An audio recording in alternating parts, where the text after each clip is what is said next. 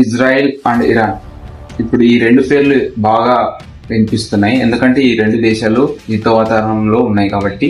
So ఇందులో కూడా Israel వైపు అమెరికా ఉండడం వల్ల చాలా ప్రమాదాలు అయితే జరుగుతూ ఉన్నాయి.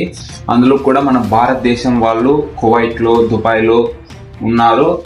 వాళ్ళ మీద కూడా దాడి జరిగే అవకాశం అయితే చాలా ఉంది. ఇరాన్ ప్రధాన నాయకుడు ఖుమేనీ ఆల్రెడీ మృతి చెందాడు.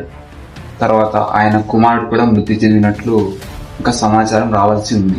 ఇంకా చాలా నెలలు యుద్ధం ఇలాగే జరిగితే చాలా ప్రభావితం అయితే ఎదుర్కోవాల్సి ఉంటుంది. ఎందుకంటే మనం ఆయిల్ దిగుమతి ఎక్కువగా చేసుకుంటా ఉన్నాం.